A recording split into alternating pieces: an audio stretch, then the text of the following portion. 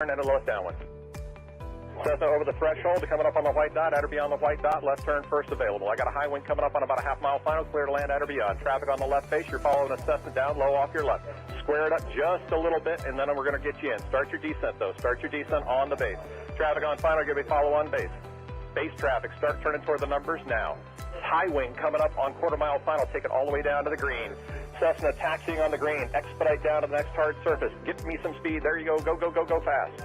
This is going to be good. I got traffic on a mile final, you're following traffic ahead and to your right. High wing coming up on the threshold, take it all the way down to the green dot.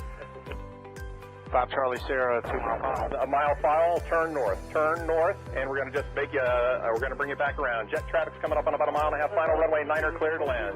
Okay, all right, let's listen up, guys. If you're on final for runway 9, I want you to offset to the left. I got a jet that's landing on runway 9. The jet's cleared to land runway 9 if you can make it. If not, just continue straight ahead. It looks like you're going around for the jet. That's fine. Oh, we have one right in front of us, sir. Dragger. Let's see, what we got, a tricycle, put it down. Tricycle, put it down. Tail dragger, down to the green dot, then a left turn. Short final here, you cleared to land on 9, all the way to the white dot, go down to the white dot. Find somebody to follow out here. Canard, just come to the runway and I might have to just send you around. That'll be fine.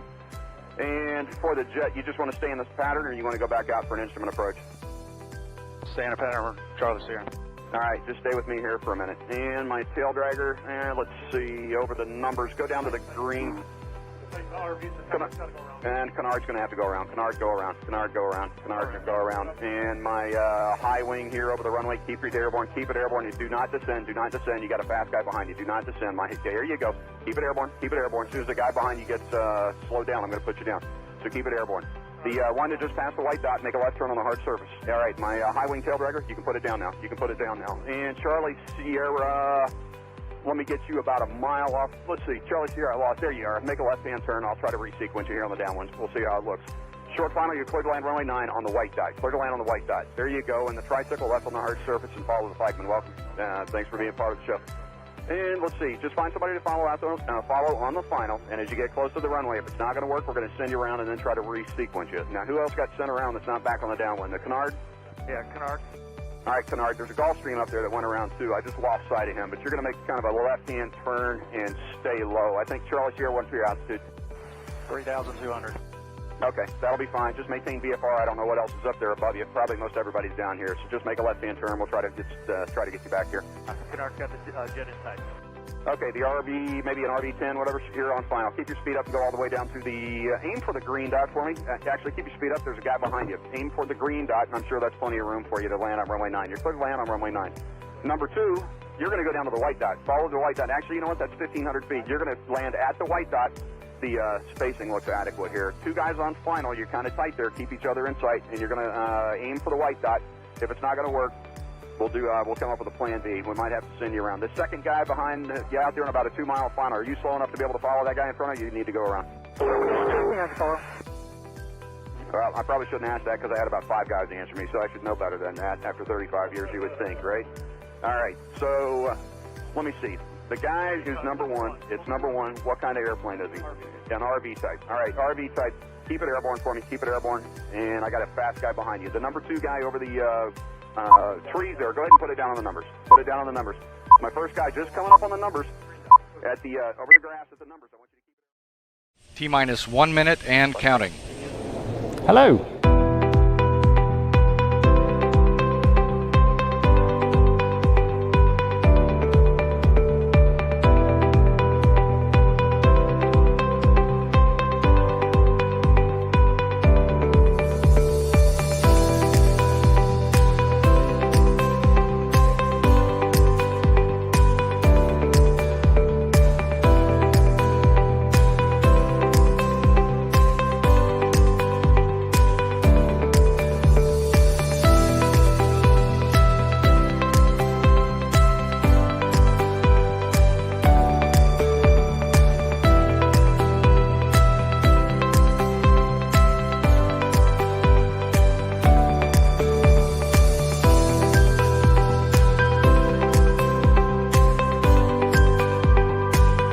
Four, 3, 2, 1. Hello. Hello. I think I got the timing wrong. This time we're early. Not as early 4 people we were going to be, but we are early nonetheless. And for those of you who read the comments earlier, we decided against giving Johnny a verbal warning for his on the sending the mail shout out because it wasn't totally his fault. And he's still quite new, so that verbal warning has not happened, Johnny. You're still okay. I'm only a young'un. And we're back to normal, all in our individual little squares. Yeah. That's right, we're all in our houses, miles apart. Anyway, thank you very, very much for joining us. And before we get on, I must remember, because last week when we were at the LAA, I kind of forgot a couple of times, but I must remember to thank SkyDemon, who are sponsoring the live stream. And without SkyDemon, this wouldn't be possible. And as part of that, we're bringing you a SkyDemon top tip. And this week's top tip is actually from the boss man himself, Tim Dawson. So here we go. Hi, I'm Tim from SkyDemon. Welcome to another top tip.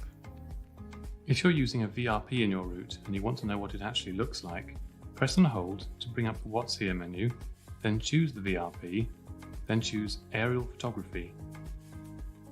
You can now see where your route goes and see what the VRP actually looks like. In this case, it's an old airfield. For more information and tips on using SkyDemon, go to skydemon.aero and choose Help and Support.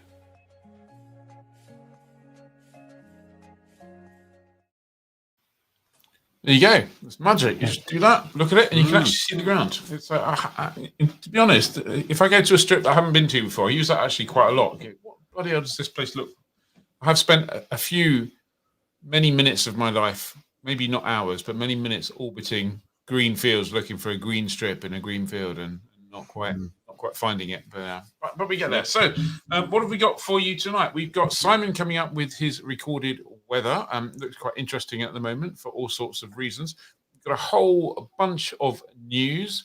A lot of it coming from the LAA rally. There was some great stuff there. We all had a good time there. I hope if we saw you there, hello again. If we didn't see you there, why not? Why didn't you come say hello? Or why didn't you even go?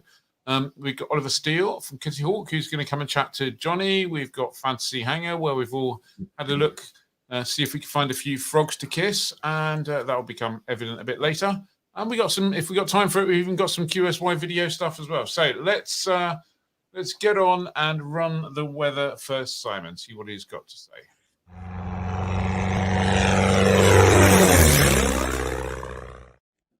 Hi everyone, hope you're having a good evening. We've got a busy weekend ahead of flying, lots going on, even given that we're going into the middle part of September. Looked pretty good down at Cyber last weekend for the LAA rally. And this weekend, although it's not going to be quite as good, there will still be some flying to be found. Now this is tomorrow, this is Friday, and you can see that we've got some pretty heavy showers across many parts of Wales and England during Friday.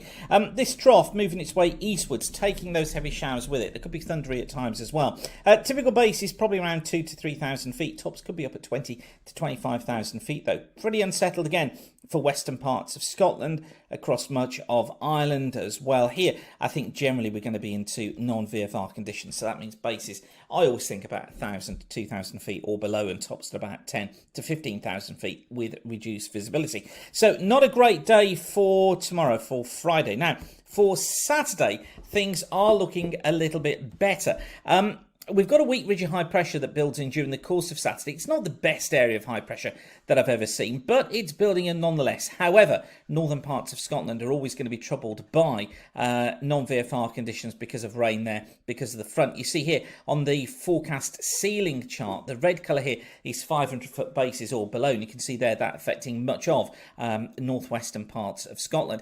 Elsewhere, the base is not too bad on a westerly flow, probably about 2,000 feet for many areas, but you see here that across the shelter parts of West Wales, parts of northern England, where we could be seeing more showers, it looks like ceilings about 1,000 feet. But remember, that's above ground level, so obviously that's also dealing with the high ground of Wales and for northwest England. 1 or 2 showers there, but elsewhere it does look generally as if it is going to be quite a flyable afternoon. Base is around 2,000 to 4,000 feet. Top's probably up at about 10,000 feet. 1 or 2 showers across more western and northern areas. And on Saturday, Bodmin, for example, we've got the Cornwall LAA strut flying that's going to be taking place. Down there for you, there might be 1 or 2 showers coming in, but overall, it doesn't look that bad. Obviously, check the forecast before you go. We've got the gathering of moths for the flying de Havilland moths at Old Warden as well on Saturday. That's not looking too bad as well. And then alongside 80th anniversary flying as well. And again,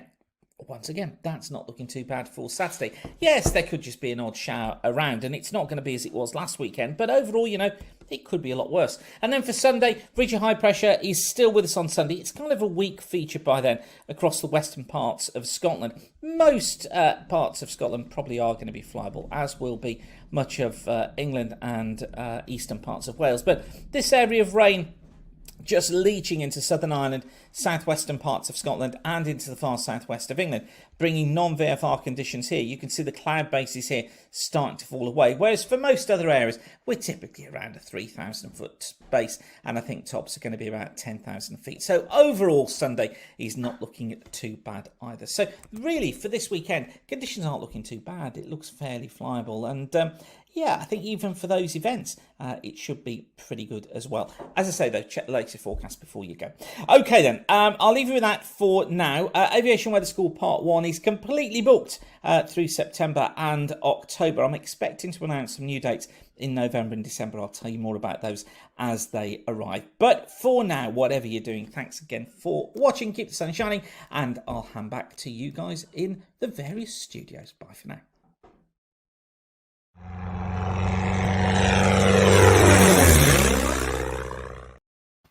Wow. Thank you very much, Simon. That was all fairly good, and no ad. It's all booked up. I have been on one of his weather schools, and it was jolly good. I probably need to go on another one because I might have forgotten some stuff. But there you go. Right, should we do some news? Yes. Let me get my picture mouse ready. Okay. There you go. Just need to do a little bit of scrolling.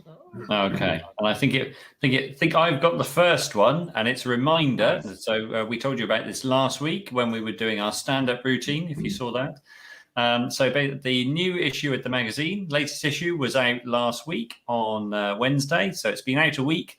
In it, you can read about the brilliant airability project that saved the RAF Vigilant fleet from scrapping, and how, in partnership with Grob, Rotax, and a little help from the DFT, potentially 60 Grobs could be refurbished and resold, raising money and providing aeroplanes for airability.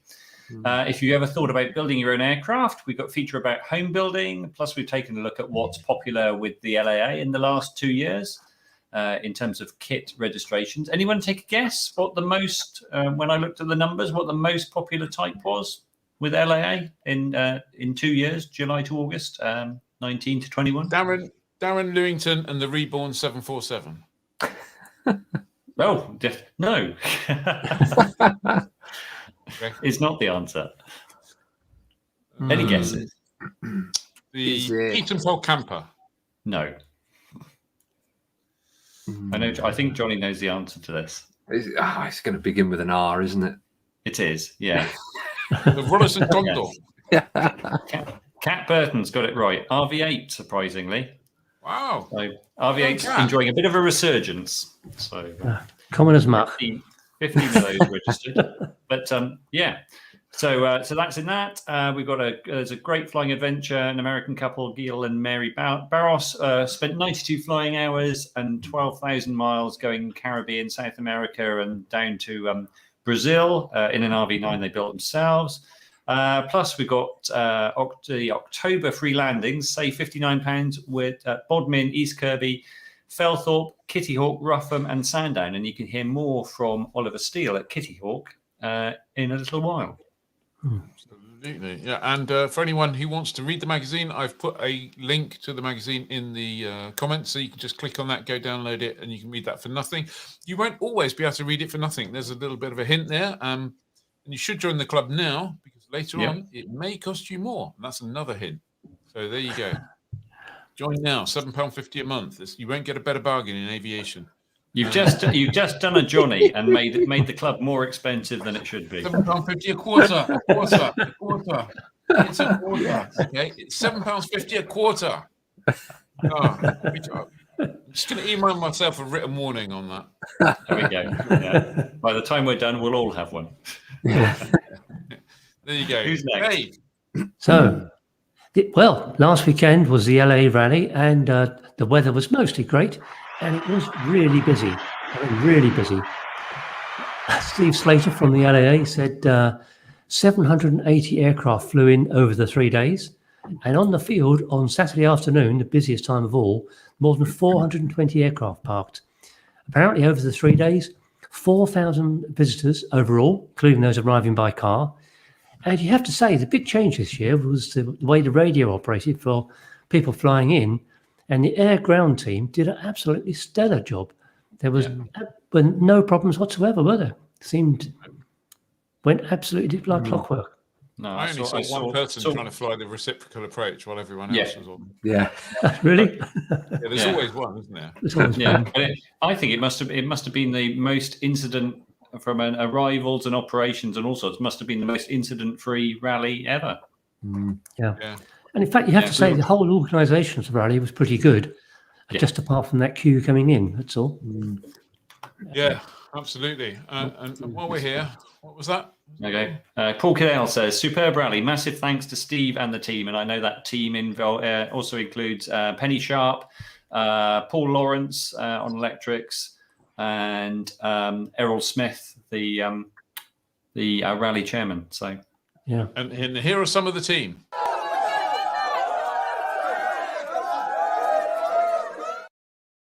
They really like those hands, don't they? Very good. They like their hands, yeah, absolutely. They like hands, yes. Yes, anyway, so in plenty of news came out of the LA rally. One of the interesting aircraft that we saw was the KFA that Graham Smith of Sprite, I've said Spite Aviation in my script, Sprite Aviation. He's the UK agent for KFA, it's a South African company. He's just finished building the latest aircraft, the Safari Mark III. And as you can see here, it's quite a big aircraft with big tyres and plenty of room inside, huge luggage bay behind the two front seats. It's also festooned, you have to say, with aerodynamic tweaks to make it fly low and slow, I guess. We did a little video with Graham Smith, and I think that's going to be up on our YouTube channel fairly soon. Graham said in the video that he reckoned one of these aircraft could be built for around £40,000 all in. So it makes it a very economical aircraft. Impressive. Yeah. And it's a very low cost, good value kit anyway. There's some interesting things in that make it so, but lots and lots and lots sold in South Africa and lots of in-service experience. So be good to get that approved.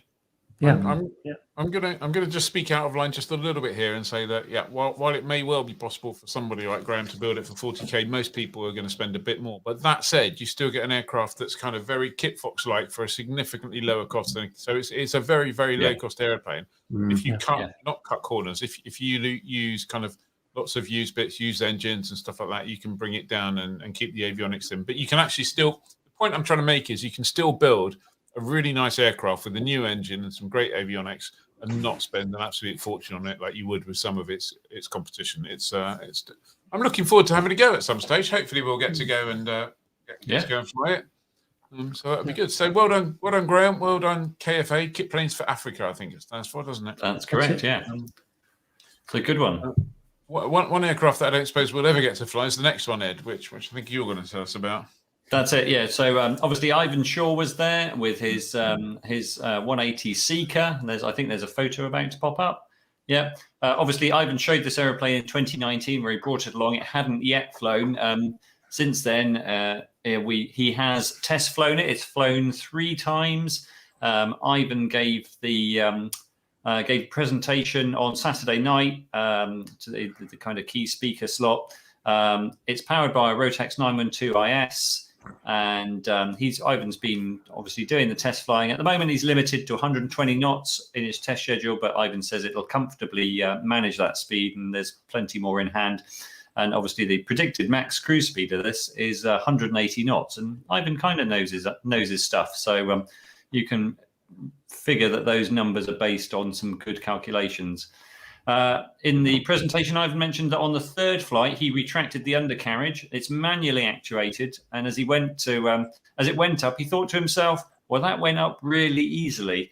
And that was to come back and haunt him. It turned out the bungee assist was a bit too strong, and coupled with aerodynamic load, that gear was not coming back down again. So I know Ivan showed some footage of his forced landing, but typical Ivan, he got it all planned out, shut the engine down just before touchdown, and did very little damage to the aeroplane, and it's all repaired.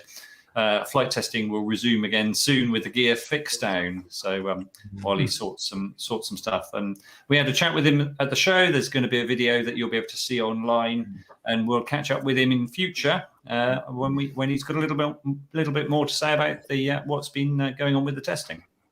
Yeah, I think that video should be with us probably early next week. I would take a guess, and that was a really good video, actually, a really good interview Ed did there, and some good stuff. And Ivan was talking a little bit about the future of the Seeker, which I think will be interesting for some people, I imagine. So watch this space, and we'll report more on the Seeker at some point, undoubtedly. Yeah. This doesn't appear to Johnny. Johnny, you says it's got a line about you here next. Yeah. You should say something. Videos. So yeah, we've Ian spent a lot of time recording videos over the weekend. So he talked to avionics expert Harry Lees, looking around an RV12 with all the Garmin equipment in there. That's a really interesting video, which is online at the moment. We've got the daily, not live streams, which are all up there for you to watch, which were recorded with a live audience. And we also surprised Poolies. They're entering their 7th decade now. So Ian took a cake round and surprised Sebastian Pooley with it.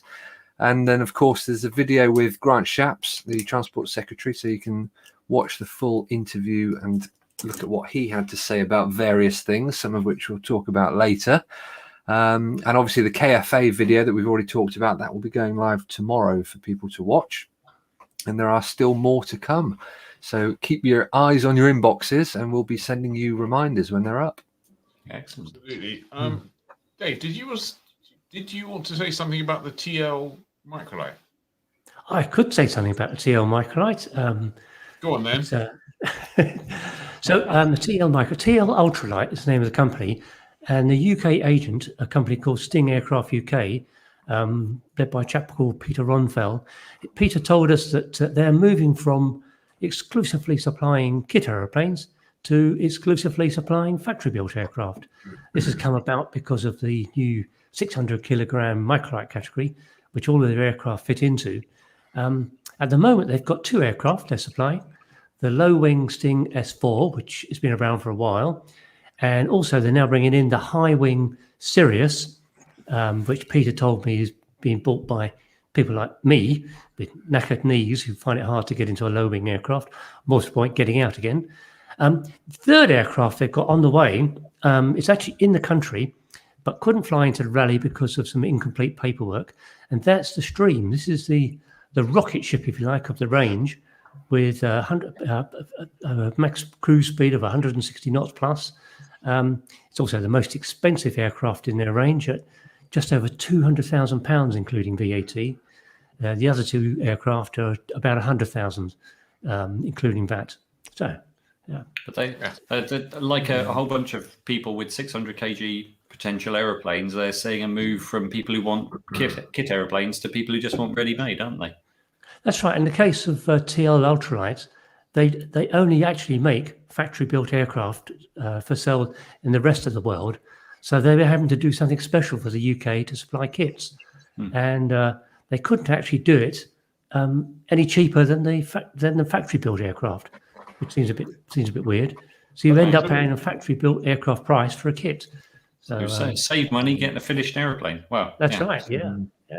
If you remember, when the early days when we went down to Tecnam, when Tecnam was supplying kits into the UK, Paolo was saying, frankly, we have a production line producing fully built aircraft, and for the kits, we have to take bits off, we have to package them up, we have to write manuals, we have to do a whole load of builder support, none of which is a problem. We supply spares if people mess up. But frankly, it's just much more efficient to keep the production line going rather than keep pulling kits and bits and stuff like that off of it, because they're just not set up for that. And I suspect that's going to be the way that it will go for a whole load of people coming up into the future. But there you go. Dave, we're going to stick with you. We're going to pick on you tonight because you have a Coventry story, I believe, sending you to Coventry. So, yes, well, this is, we know that Coventry Airport has been, the local councils are planning to build a gigafactory on the site. In fact, they're not planning to build a gigafactory. They're planning to get planning permission, and they hope somebody else will build a gigafactory. So this has caused a bit of a stir. And we spoke to one of the traders at Coventry Airport, a chap called Steve Ford, at a company called Sky Harbour. They're a specialist aviation consultancy. They moved to Coventry just before this big announcement came out. And naturally enough, he's a bit peeved. Anyway, he's put in an objection to the planning application that you really have to read. He's gone through the whole planning application in detail, basically ripping it to shreds. The first thing is there is no proposed investor or builder for this gigafactory. It's purely speculative. So Coventry City Council and West Midlands Council, they're planning to rip apart this perfectly good airport on the possibility they might find someone to build a gigafactory. Anyway, the story's on the website, and it's really worthwhile reading, and it gives you the sense that the battle for Coventry is not such a done deal as it was appearing early on this year. I did actually have a quick word with Grant Shapps at the LA rally, and he made the point that the taxpayer paid for all these airfields, and you can't just tear them up and have no obligation to the taxpayer. Interesting point. We'll have to see where that one goes. Absolutely.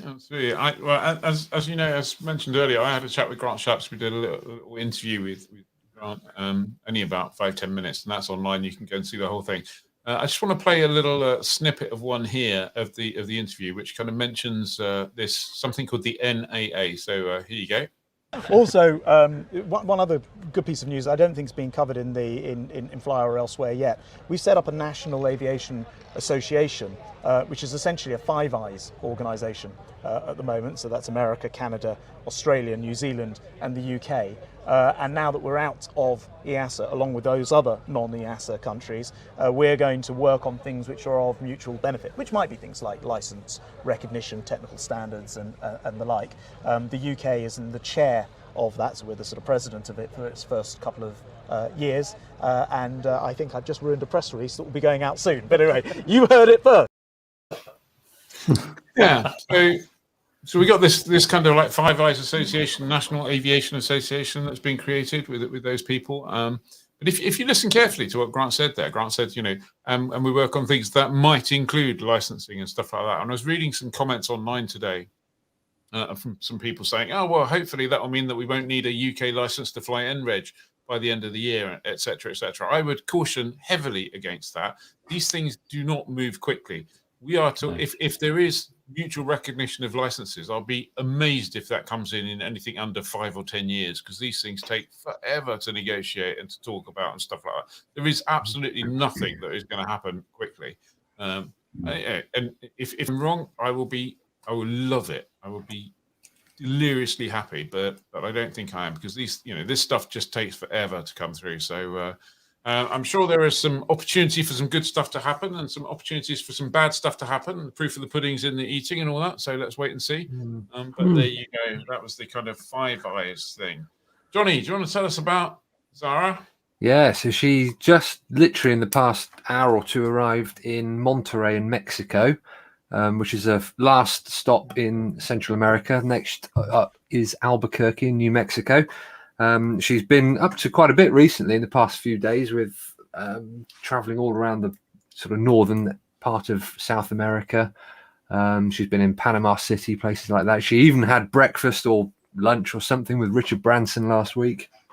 So she's cracking on. And to be fair to her, I keep emailing her every few days saying, have you got time for a quick interview? And bless her, she is trying her best, but the times aren't working out. So she said once she's in the US and things have calmed down, she knows she gets good internet, then we'll have an update interview with her to see how the journey has gone so far, which I'm quite looking forward to, because she's done a good job in visiting the countries she's been to.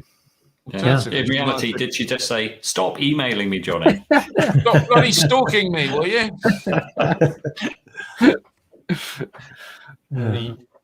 You might be young to us, but to her, you must be like an ancient old bloke.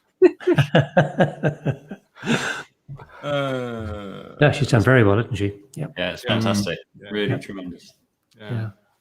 Okay, so talking about the changes in 600 kilogram microlights, which I predict that's going to revolutionise the recreational leisure end of aviation. Watch this space. Dave, you've got something about commercial microlights, I believe. Yes, yeah. This is the idea that a microlight might fly as a commercial operation seems a bit far-fetched, because microlights under a permit to fly are simply not allowed to do commercial operations. However, chap down at Campbell Flying Club, David Young, who's quite well known in the microlight world, he was part of this test using an Icarus C-42, which you can see on the left of the picture, to test some SATCOM equipment for the RAF. It's the idea of the chap on the left in this picture, Professor Patrick Baker, who works with the RAF, and he's also a microlight pilot. And rather than use drones or expensive helicopters or something like that, a microlight makes a great deal of sense to test some communications equipment, because they're cheap, fairly cheap to run and easy to fly. So in this picture, you see two RAF people in the middle. One of those is Group Captain Willie Hackett.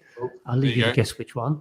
And he's the test pilot for that particular bit of the RAF. He went out and flew the aircraft.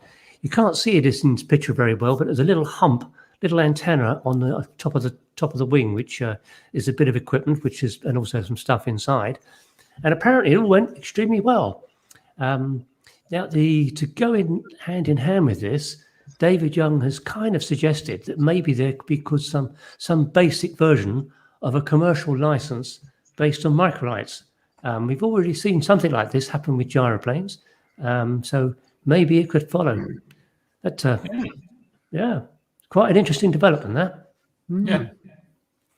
Yeah. We'll see. Yeah. See. Yeah. Absolutely. Okay. Well, I think, have we got any more news, or was that it for the news? I think that's the news. That's it. Might be it for the news. You spotted some news, didn't you, earlier, which was the Gamma shipment reports out for the... Oh, yeah, Gamma Q2 numbers are out, the General Aviation Manufacturers Association. So, and frankly, that sounds really dull, doesn't it? The General Aviation Manufacturers Association have released their shipping numbers for the year, so you can troll through their spreadsheets and see who sold what. But the most interesting thing is that there are 5 people in the world, 5, who went out and bought a ready-built, factory-built nose-wheel Cub from Cub Crafters, and another 4 people who bought bloody kits to go and spend time building a nose-wheel Cub. Yeah. So you see, 9 people. I don't know what the world population is at the moment, but 9 people amongst them have absolutely no idea what they're doing. Amazing. But it just goes to show that sticking a nose wheel on a Cub made more sales. So we were wrong. Just goes to show you can come up with a bonkers idea to produce something really ugly, and there will be a couple of people who think it's a good idea. Yeah. I personally can't wait to try one, because I secretly think it's probably going to be quite good. You're right. You're right. That's another verbal warning. It's just Dave now. Just Dave needs one now. But Dave's got his yesterday, because basically we do this little pre-live stream on a Wednesday, which just goes out to club members, and it's not as polished as this, because this is clearly polished, and that one's just a little bit more. I hesitate to use the word private, should we say? We're just chatting around to club members and stuff like that, and it's great. And Dave had to leave early because he had to go to the opticians or something. I don't know. So rather than just kind of leaving and closing down the browser, at the top right-hand corner, we have this big button that says End Broadcast. So Dave hit that. Of course, when he hits that ends the broadcast for everyone. And the way the software works, you can't actually get back in that broadcast. So he just knocked it out and then went up to the opticians, completely innocent, not aware of the thousands of people at home going, "Oh my God, I've lost access to the Flyer Club member." I know. Oh, God. Anyway, there you go. So I'm that was some okay. BBC's done the same thing. Yeah. sorry. Yeah. Perhaps not. Anyway, I think it's time for something else. Let's move on. Here you go. Yes.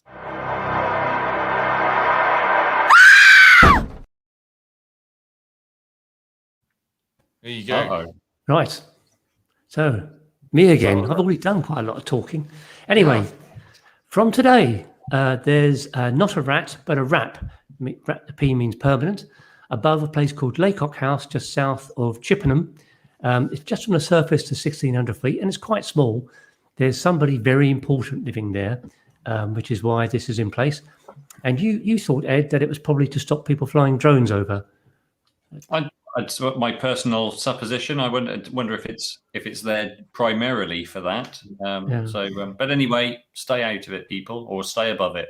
So, are you going to sort of share your personal theory as well? I probably shouldn't share my personal theory. Just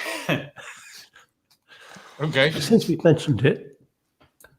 Well, this is Camilla Parker Bowles' house, and we were wondering whether it indicates that maybe the Queen will be stepping down or doing something, and maybe it'll soon be Queen Camilla. Who knows? But this is that was just my pre-going live guess with the guys. So I might be wrong. As Johnny said, maybe it's time to go to one of your chosen betting agencies and put some money on that. So. I actually live very, very close to that. Not very, very close, but definitely. Darren Lewington said, "Is it Ian's house?" It's true. Like they would grant airspace. They put like a VRP on Ian's house. Yeah. So there you go. That's my house. Maybe the Queen just wants to spend more time with her daughter-in-law or something. I'm not sure Camilla actually lives there, because surely Camilla lives with Charlie, doesn't she? I guess Does it not work like that in the royal family? Anyway, so it's obviously an elevation in kind of security and privacy for that site. So who knows? Yeah. Anyway, more rats. Give us more some rats. More rats. So this Saturday, Abingdon Air and Country Show at the old Abingdon Airfield. Over the weekend at Leeds East, the Royal Aero Club are having their air racing weekend. The Red Arrows are at Cosford this weekend, and then again over South Shields for the great. That's for the Cosford. That's where they're going to be, and then they're also over at the Great North Run on Sunday over South Shields. And I once went up to report on the Great North Run. Did you? Yes, Did you not for a flying magazine, but something else. Okay, well, right now we just need to try and work this really slick piece of technology, and then Johnny can introduce the interview. Are you ready?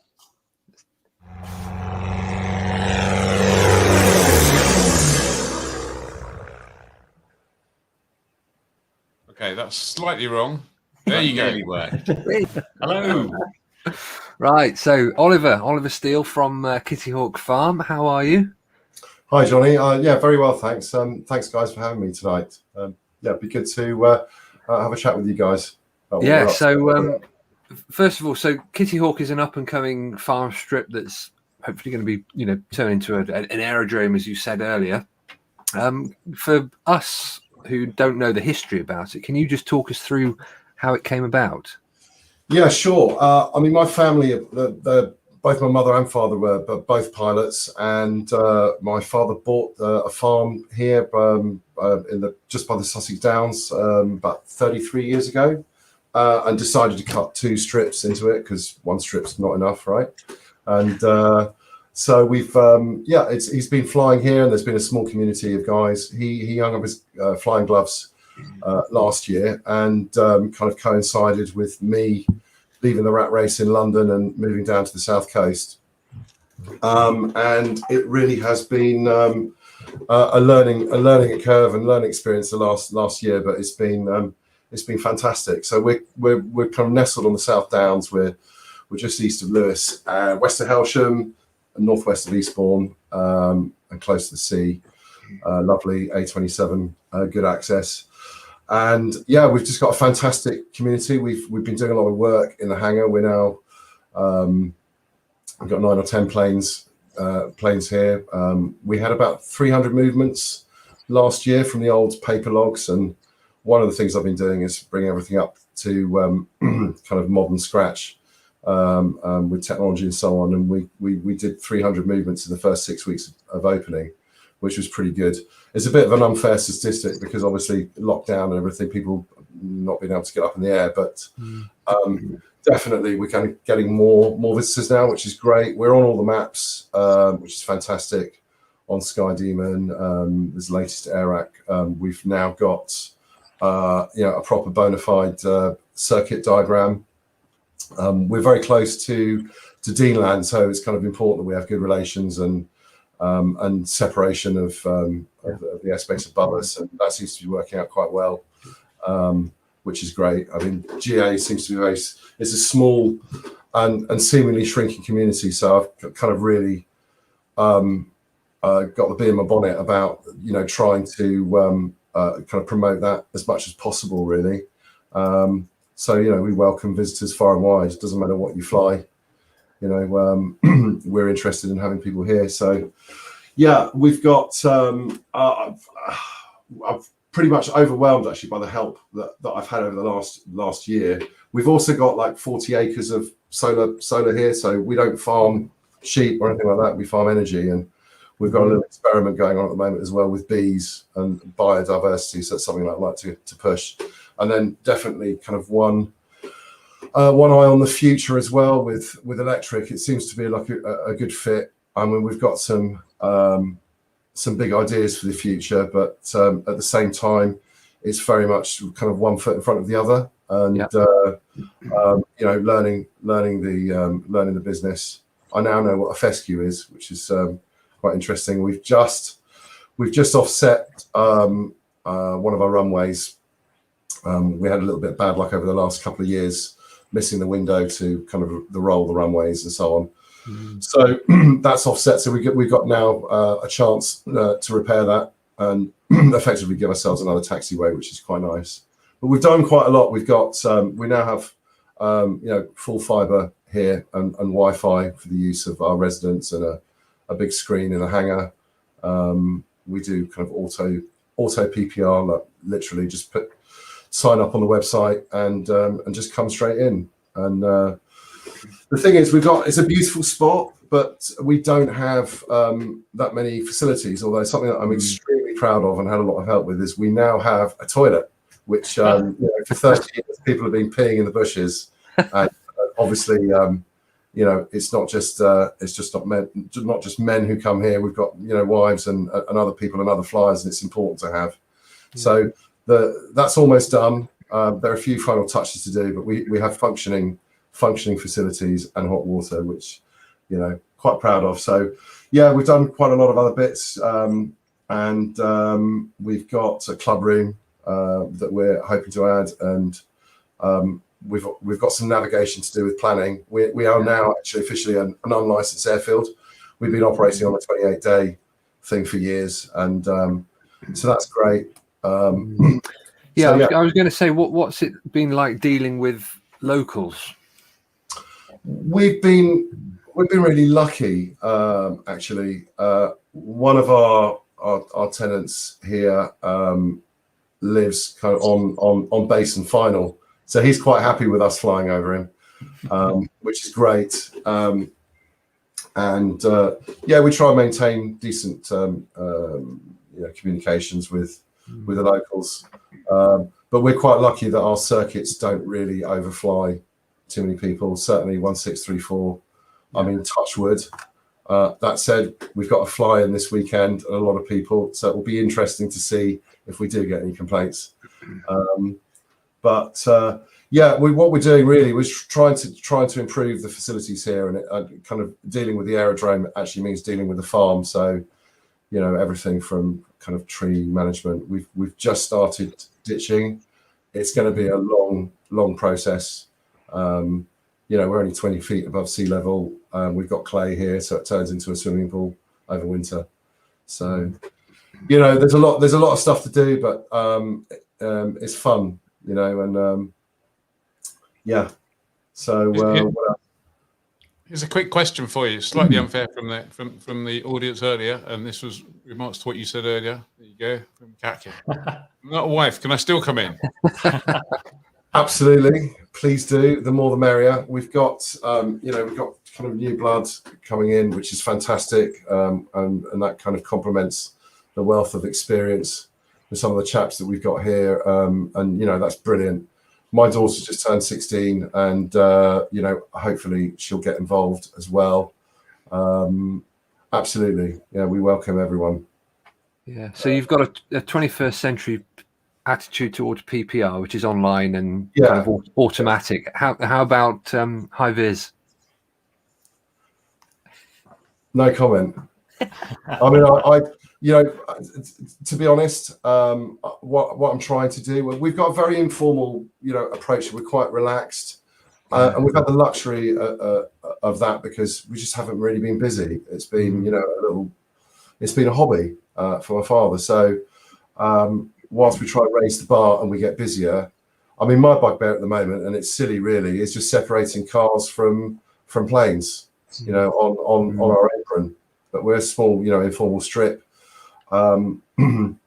If high vis is really necessary, then fine. I mean, at the moment, if you're on the runway, you're in the way on the active runway, then obviously it makes sense to stand out. But normally we're in a car with an orange strobe and a radio. So, so far the luxury is I kind of can be quite relaxed about things. Really. And going back to the farm itself, what's in the name Kitty Hawk? Is that what you've called it yourselves, or is there history there? Because it just seemed a bit. My father named it Kitty Hawk for obvious reasons, kind of the going back to the Wright brothers, and unintentionally he wouldn't have known because he's quite a Luddite, but it's done wonders for our Google My Business page because it's a common search. So. We're also extremely hard to find. The postcode will take you in the middle of a field somewhere. So now if you actually type in Kitty Hawk aerodrome, it will bring you to the hangar. So that's also been a major mission, just small things like that, and getting on the map. And but it's, it's lovely here. We're out, we've got the most beautiful views. And, I just love hearing the engines, the kind of Lycomings flying over. And our good neighbour Carl and his Gazelle on a regular basis. So the more the merrier, really. Brilliant. And if you could look 5 years in the future, what would Kitty Hawk look like? I'm seeing drones flying through the sky, taking people from here, into London, up to Scotland, wherever. No, I joke, but I'd like to see, kind of looking at complementary kind of businesses, certainly on the electric aviation side. We're doing a bit of research into that. We know there's a lot of research money there. I mean, the technology moves on so fast that I think it takes a lot longer, for people and legislation to catch up with. So I just want to keep an eye on that and both enjoy kind of legacy GA in all its forms, but also just embrace whatever is in the future. I'd definitely like to make this more of a location to come to as well. We don't have fuel at the moment. That's something that we'll look into. Obviously, hangarage is a big issue. We've got literally we're full, but we've got one space for a low wing if anyone's interested. I'm expecting that to go pretty quickly. So yeah, it's really kind of keeping and also trying looking at ways to to finance that side of things, because obviously airfields don't really make a lot of money. It's great to see what Dan is doing down in the Isle of Wight. He's such a character, and the food and the other thing, the lipstick rocket is a nice touch as well. From the was it called Black Arrow, I think. Yeah. So yeah, like hopefully we'll be looking into camping or shepherd's huts or what have you, and I would really love to make it a destination. But slowly catch a monkey. Yeah, brilliant. Talking about destinations, what are you up to on Saturday? Oh well, funny you mentioned that. We've got a fly-in, and so far I'm kind of having kittens at the moment, but it's all very good actually. It's exciting. We've got up So as of just before coming on the stream, we've got 60 confirmed RSVPs of aircraft. Out of that, we've got a few helis, which is great, which we've got their own designated parking spot. I've updated our circuit diagram for anyone who is flying in on a helicopter, who can vector directly in from Arlington Reservoir under our circuit, come straight in. We've got John the Haffenden on the radio, keeping us all safe, or advising us anyway, and which will be great. He's ex Shoreham Tower, so a lot of people will know of him, which is fantastic. Tremendous support from our residents, that's what they're called, who'll be helping us with marshalling and so on. We've got a Lebanese barbecue, which will be amazeballs. Just been to the butchers, and we'll have burgers and so on. There'll be Cafe 8 will be with us as well from Shoreham, so they'll be serving up cakes. Apparently their cakes are absolutely legendary, and there'll be coffee and tea all day. And there's a vicious rumour that we'll have a Mr. Whippy van on site as well. So yeah, hopefully it'll be a nice kind of geek out, lots of craft, microlights as well. Yeah, and yeah, I'd please just keep an eye on the website. If you do want to come in, just PPR. But we're looking quite busy, and if you are flying in, please consider kind of coming early, or after 12:1, so we kind of spread the load, if you like, over, and yeah, keep things safe. Kankin says, Mr. Whippy, I'm on my way. 2 flakes for you. That's it. Fantastic. And obviously, if you can't make the fly-in on Saturday, then you very kindly provided one of the landing fees, the free landings for Flyer in October. So Flyer Club members, head to Kitty Hawk in October.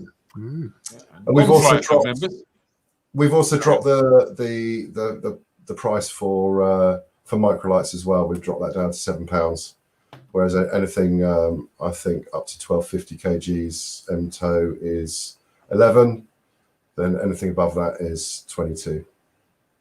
Brilliant. Cool. Okay. Blimey.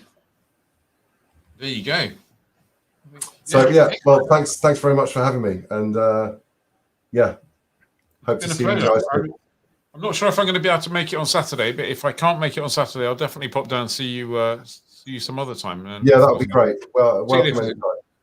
Yeah, no. And it's brilliant to see someone doing something to develop an airfield, as especially in current times. So well done, Oliver. Yeah, nice one, jolly good. Okay, anyone out there got any questions for Oliver before we head off into our sort of fancy hangarage? There's been quite a lot of love. A few people based there saying what a lovely place it is. Top comment, I'm impressed with Oliver and his team. So many airfields under threat, and he gets a new one sorted. Top man. So yeah, thank you. Good. Yeah, I couldn't do it without the support that I get. We've just got a wealth of knowledge, and yeah, feel very lucky. We've got CAA insiders, we've got LAA inspectors, engineers, people with a lot of experience. So it's great. No, it's not controlled airspace, and with the TMA's 5,500, but we'll have John on the radio, and there's normally outside of the fly-in, it's just blind calls. The radio's on anyway, and it's 118.265. We were on safety com, but we've now got our own frequency, which is great. So yeah. Fantastic. I think it's about 560 meters or something for one of the runways. Yeah, well, we're at the moment. Funny enough, it's been doing my OCD nutting over the last few days. But when we offset 1634, the true measurement is around 535. But what we've done is we've marked out 500, and each slab white marker you'll see is 100 meter distance. So we've got 500 official with plenty of runoff either side. We've also got our southern extension, which is kind of under repair and we'll have that back, which means hopefully next season will be 800 meters plus on 1634, which will be fantastic. And we've got plans to further increase that in the future, planning permitting. And we've also, our 1028 is 520. So. Excellent. I'm just looking, there's someone who's a bit weird in the comments. I might have to. There you go. Dealt with that one there. And while we're at it, and just to celebrate someone doing something similar, if I can find, there you go, that's the one I wanted to put. And Andy at Brown Shutters also doing something similar, and certainly that's quite local to us. So it's another great little airfield there, along with yours, Kitty Hawk. We need a good little network of great places to go. Also, I don't know, Andy, so I must get in touch and sounds like someone worth chatting to. Yeah, absolutely. Good. Brilliant. Excellent. Well, thanks for joining us. Yep. Thanks for having me. Yeah, thank you very much, Oliver. We'll see you soon. Thank you.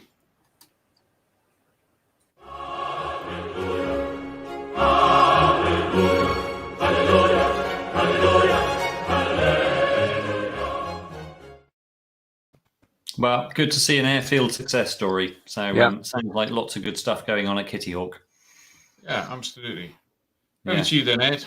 Great. So time for Fancy Hangar. Well, this week is more like the project for that well-equipped corner of Fancy Hangar, because we've been looking for in the classifieds for what's interesting. And this week we thought we'd go looking for the basket case projects that have potential, or as Ian described in the meeting, frogs that need a kiss to turn into a prince or princess. So who's first? Dave's first on the list, but clearly I'm not sure he got the memo about something interesting. Harsh. What did you go for, Dave? Oh. Dave's muted himself. Let me unmute him. Hang on, I think we're all trying to unmute him. Oh, no. Dave, you need to unmute yourself. Done it. There we go. Right. Much better when you speak. Right. Okay. So I've chosen a Cessna 337 retractable with two Continental IO 360s, fore and aft. And you can see a picture here. I don't know why he's checking the oil. There's so many other things to look at. Anyway, dismantled some years ago. There's a bit of corrosion, but no accident damage. Apparently, it was originally used in Canada for LiDAR ops and still has the camera hole underneath. My plan, I have a cunning plan, is to polish it up a bit, stick it together, and then apply for £100 million government grant to convert it to a hybrid electric aircraft, fly it for a while on somebody else's dollar, and then retire to the Bahamas. So that's it. That's my plan. I've got to say, I think we may have misguessed your intention there, and that's quite a good plan. Yeah, I apologise. You were right. I was wrong. Yeah, because I wasn't sure. You know, Ian's whole kind of idea there is like you're gonna have to work hard on a 337 to turn that into a princess, aren't you? Yeah. But I tell you what, 100 million grant, that would help. Absolutely. Yeah. Okay, that's quite a good idea there. So who's next? Well done, Dave. I'm next this week. So I was looking through and I found this G44 Widgeon. Ooh, very nice. There's clearly a large amount of work. There's a lot of riveting been going on there. From 1941, genuine warbird built for Coast Guard. So all of the fuselage has been refurbished and epoxy painted. So it's kind of, I hesitate to say it's ready to just get up and go. There's still a little bit of work to be done. A whole bunch of instruments have been overhauled, but not too shabby. Well, maybe a little bit shabby. But it's $129,000. Well, it makes a really nice seaplane. I just like to. I chucked in the photo stack a reminder that when you're finished, it looks like this, because Ian has actually flown a Widgeon, and I think you had quite a good time, didn't you? I did, yeah, absolutely. That and that I remember that photo shoot very well. We had to get up really, really early that day, for various reasons, and found this lake, which was just perfect mirror finish. It was just lovely, magic time. But yeah, I think your Widgeon is a good call, and it looks like someone has done an awful lot of work on that. It does. It kind of makes me wonder why you do that much work, and then maybe everyone's got so much work. But 129,000 is quite a lot of money for. I think sometimes projects that you take them on and then you run out of money. Yeah, run out of money or time or something. But, yeah, there you go. Good. I like your choice. What's next? Johnny. It's me. So I've gone for cheap as chips. This costs $7.5 grand, and it is a baby Booker. Look at that. Single seat, tiny little thing. So it's basically missing an 0290 because the crankshaft was cracked. But other than that, it's in absolutely perfect condition. All the parts, some wings. Yeah, they're in the container behind. Okay. But this was the best photo. It's a bargain, little great fun airplane. The owner does actually have an 0235 and a propeller available for an extra $4 grand, so it wouldn't quite go as quick as the 0290, but still it would get you airborne for a bit more money. But I thought single seat, after the weekend of seeing people rocking around in little Taylor monoplanes, I thought this looks like a good fun little classifieds find. Yeah, and you could get one of the Czech Werner radials could be quite fun on that. Ooh, yeah. Yeah. Turn it into a little Jungmeister. That does look like fun. It does. I think we definitely need 4 Taylor monoplanes though. Yeah. More Taylor monoplanes, yeah. No, Your little young one though, Johnny, looks like it's got an N number on the fin. So that might be a challenge to bring into the UK. Not with Grant's new NAA. It'll all be seamless. Be fine. Yeah. Grant will be like, by the time you finish it, they should have had a meeting or two. That's it. Yeah. Yeah. Just leaves you, Ed. Just leaves me. So I changed my choice. The team were thinking I was going to pick something else, but I changed halfway through because I originally picked a new project, and then I found this old project on Plane Check. It is, when Ian gets the photo, it's a Culver Cadet, but in the classic way that sometimes adverts get you, kind of draw you in. The advert has a photo of a really nice Culver Cadet, and then the ad goes on to say, the photo isn't the actual aircraft. The advert is for 2 damaged fuselages, 2 wings, 1 engine, and all the hardware. And I think Ian says this is all about projects that need a kiss. I think mine needs a bit of a defibrillator. So, but it will result in a really sweet, sporty little 2-seater. The Culver Cadet's just a fabulous little machine. Advertiser clearly has some experience restoring cadets because they say if you buy it, they will restore it for an additional fee. But I'm guessing that's going to be a lot more than the €7,000 for all the bits. I did some Googling for cadets and found them at $20,000. So this clearly has the makings of one of those projects where you can invest much more than the actual value price creating an aeroplane that's finally finished. But, when you're following your heart, it always works out right, doesn't it? So. That 3/4 view of the fuselage on top left there has got a little bit of Johnson rocket about it, I think. Well, if you do your Googling, you will find that the Culver Cadet, the Johnson rocket, the Helton Lark, all were kind of similar. All had very similar family DNA. So, and the Culver Cadet's really cute, and it's got retractable gear. It's a really nice little machine when it's up and running, and 100 knots, C85. I think there's you might have seen there's a Helton Lark, which is the nose wheel version of the kind of Cadet, and one of our fly club members has one of those, and it was at the rally this weekend. Yep, very interesting history, that aeroplane. Yep. Yeah. So anyway, I'm just looking in the comments. Clearly, Adrian Norris says Ed has lost, or Ed has lost it, definitely. Cheers, Steve. That's it. There is, I think Johnny might have one. Gosh. Dave White says Ian wins. Kath Burton says, ooh, Ian. There's a few for Ian. Yeah. I think Paul so. Cadell says, Dave, you're a legend. Ask for $1 trillion. That's a good idea. What else is there in the comments? Ian's widgeon is looking like a popular choice. Julian Treadwell. Widgeons are magic. No. No. I'm just going to put this back up for you while Ed's wandering through the comments. Yeah, no, that's definitely. Skycrow says Dave still wins. 337s are cool and will annoy Greenpeace. Mike says Ian wins. That picture looks magic. That picture is just, Johnny wins. If people didn't know, it was Ed who took that picture, by the way. It was a fun morning. It was a fun morning. It's days at the office like that kind of make you want to stay in bed and not go to work. Yes, Kankin, or it says suggested the next Flyer live stream crowdfunding initiative. We are going to buy and restore a widgeon. So basically, the first Flyer crowdfunding initiative. Yes, I was given this my crowdfunded citation. How fantastic is that? That was fun. It's fantastic. Yeah. Not only is that is a brilliant model kit. You know, that must actually be quite rare to find one of those. But I know that the crowdfunding initiative also raised a few £100 for airability. So you know, the opening gambit for this widgeon, it's $100,000 plus the restoration. You know, plus donations to airability.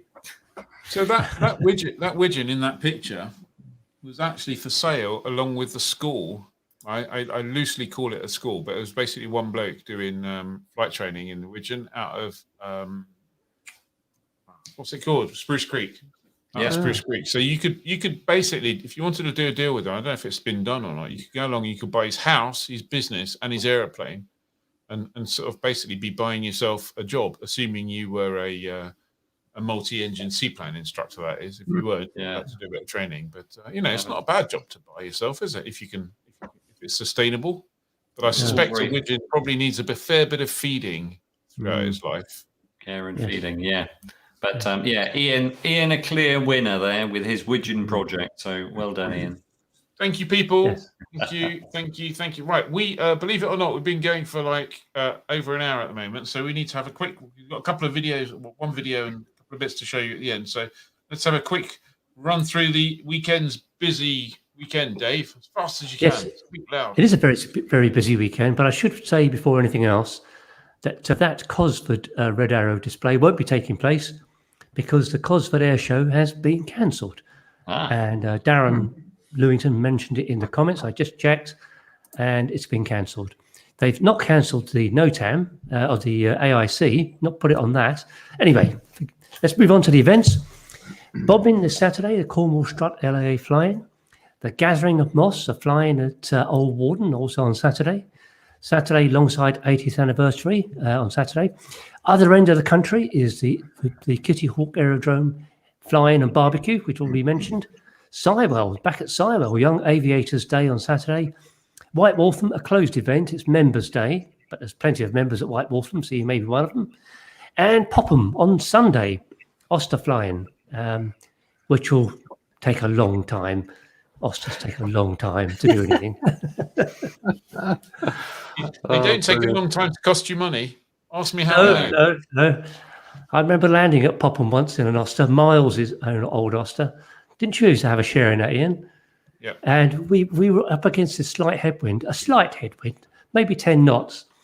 But we were approaching at something like 35 knots. So it just took forever to land this aircraft. And one of the windows fell out as well on the way. So, yeah, and that particular window, when it fell out, it sliced through the rudder. It did. Which was sounds like the aviation equivalent of a clown car. Yeah, it was a little bit. Actually, it was really nice. Johnny, tell people that it's not £7.50 a month. Yeah, I'll be really quick because I've just added one more thing to QSY. So thank you to Dave White for a start for the webinar on Tuesday evening. If you've not watched it, send you a reminder again to watch it. It's still on catch up for club members only. Thanks to all the new members who joined from the LAA rally. Yeah, great to have you on board. And we've got plenty of stuff coming up soon, including I'm having conversations with somebody in the Navy about something. So we'll keep you posted on that. Look forward to that. So what have we got in QSY then? Who wants to go first? Should we go for the video first? I'm sure most of you have seen it, but I was surprised. I hadn't seen the actual bit at the end of this video, which was kind of so. Have a look at the reaction at the end. Yeah.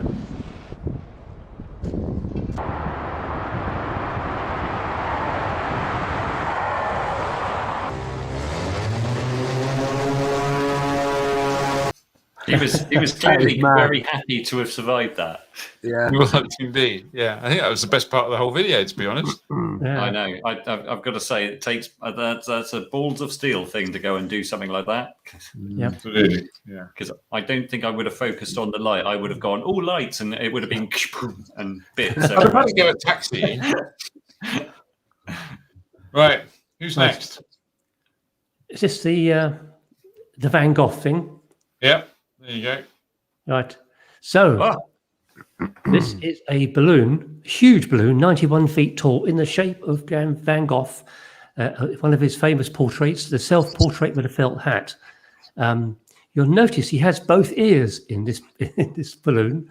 That's because it was the picture was painted a year before he cut off his left ear.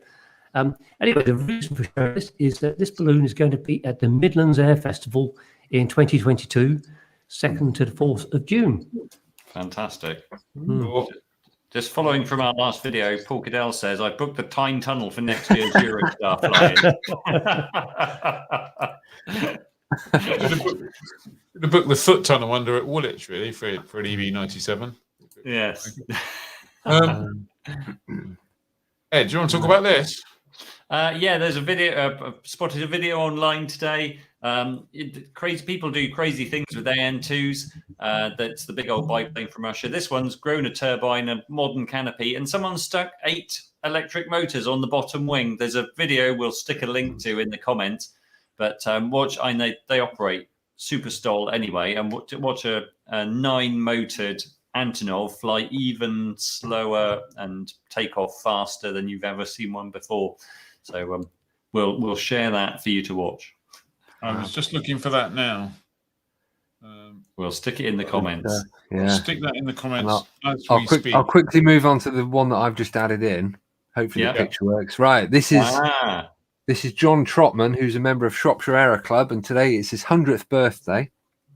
And he holds a valid PPL and a medical, and he flew himself today to RAF Shawbury to have a bit of a celebration with the Air Force and get presented with a cake. So yeah, happy birthday to him. Fantastic. Happy birthday. Excellent. Good. Well, I do believe that after all that time, after what was that, an hour and 13 minutes, we are done. So it just leaves me to say thank you once again to SkyDemon for sponsoring the live stream. Thank you above all to everybody out there watching and everybody who will be watching later on Catch Up. And thank you very much to the team for making this a jolly, exciting and interesting Thursday evening. Thank you, everyone. We'll see you next week. Have a safe, everyone. Bye-bye. Have a safe weekend. We might see you at a fly-in somewhere. Oh, there's a little picture that I need here. Where's it gone? Right at the bottom. Here we go. Bye. Thanks very much, everybody.